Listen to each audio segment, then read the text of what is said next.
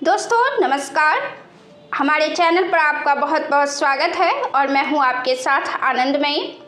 राजनीति में बहुत सारे नेता हुए हैं और हैं। बहुत सारे नेताओं की बात हमें पसंद आती है, बहुत सारे नेताओं की बात हमें पसंद नहीं आती है। हम किन्हीं विचारधारा से ताल्लुकात रखते हैं और किन्हीं से नहीं रखते हैं।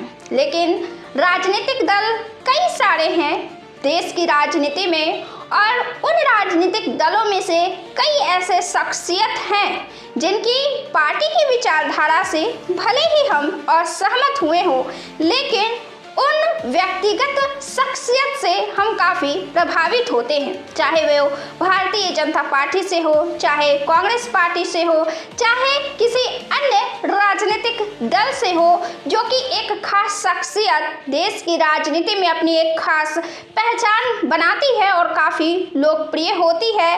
कई नेता ऐसे हैं जो आज हमारे बीच नहीं हैं, लेकिन फिर भी उनका काम, उनका आदर्श, उनका शासनकाल हमारे बीच जीवित है और उन्होंने देश के योगदान में बहुत सारे काम को किया है, बहुत सारी प्रक्रिया को आगे बढ़ाया है। तो ऐसे में यह सोचना कि वह किसी और दल का है, इस वजह से उनके खिलाफ एक माहौल नहीं बनना चाहिए। हालांकि ये हमारी भी राय है। आपकी क्या राय है? अपना जवाब कमेंट बॉक्स में हमें ज़रूर दीजिएगा। इसी मुद्दे को लेकर इन दिनों एक बहस छिड़ी हुई है और इस बहस छिड़ने वाले शख्सियत है शशि थरूर। शशि थरूर कांग्रेस पार्टी के वरिष्ठ नेताओं में शामिल है और इन दिनों उनकी नज़दीकी भारतीय जनता पार्टी से मानी जाती है। कांग्रेस पार्टी ने खुद ही कहा है कि कांग्रेस कार्य समिति के सदस्य के रूप में उनका बयान पार्टी से ताल्लुकात तो नहीं रखता है, लेकिन पार्टी की लोकतांत्रिक और उदार भावना को दर्शाती जरूर है। विपक्षी दल की यह टिप्पणी तब आई है जब थरूर ने आडवाणी को जन्मदिन की बधाई देने पर आलोचना पर प्रतिक्रिया व्यक्त किया है।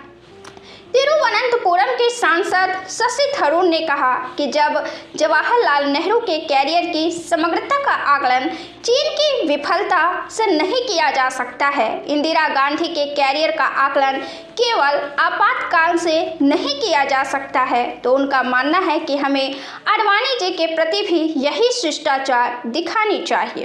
कांग्रेस के मीडिया एवं प्रचार विभाग के प्रमुख पवन खेरा ने कहा, हमेशा की तरह डॉक्टर शशि थरूर अपनी बात कह रहे हैं और भारतीय राष्ट्रीय कांग्रेस उनके हालिया बयान से खुद को पूरी तरह से अलग करती है। खेरा ने कहा कि कांग्रेस सांसद और कांग्रेस कार्य समिति के सदस्य के रूप में उनका ऐसा करना कांग्रेस की विशिष्ट लोकतांत्रिक और उदारवादी भावना को दर्शाता है। इसकी शुरुआत थरूर द्वारा आडवाणी को उनके जन्मदिन की शुभकामनाओं के साथ हुई है। कांग्रेस नेता ने ट्विटर एक्स पर कहा कि आदरणीय लालकृष्ण आडवाणी को उनके 98वें जन्मदिन की हार्दिक शुभकामनाएं। जनसेवा के प्रति उनकी अटूट प्रतिबद्धता, उनकी विनम्रता और शालीनता और आधुनिक भारत की दिशा तय करने में उनकी भूमिका अमिट है।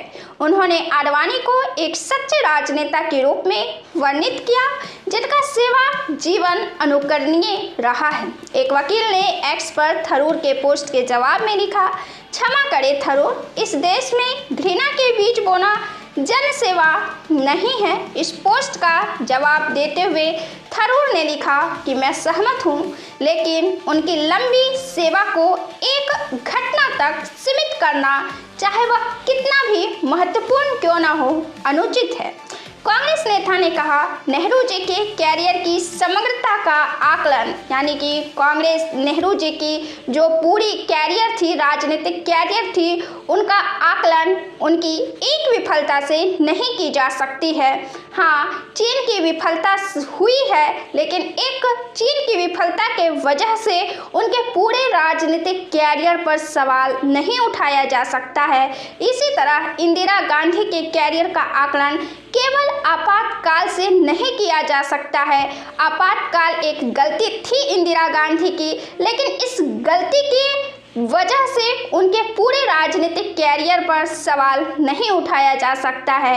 उसी तरीके से बेशक आडवाणी जी द्वारा कुछ गलतियां हुई हैं, लेकिन उस एक गलती को केंद्र बिंदु मानकर उनके पूरे राजनीतिक कैरियर पर सवाल नहीं उठाया जा सकता है। उन्होंने देश के लिए जो काम की, राजनीति में जो लंबी सेवाएं दी, उन पर सवाल नहीं उठाया जा सकता है। उन पर भी शिष्टाचार उसी तरह लागू होना चाहिए जैसे कि इंदिरा गांधी, जैसे कि जवाहरलाल नेहरू के लिए, उसी तरीके से आडवाणी के लिए भी हमें वही शिष्टाचार दिखानी चाहिए, वही सम्मान दिखाया जाना चाहिए। तो दोस्तों, आप इस बात से कितना सहमत है, कितना ताल्लुकात रखते हैं, अपना जवाब कमेंट बॉक्स में ज़रूर दें। बहुत बहुत धन्यवाद।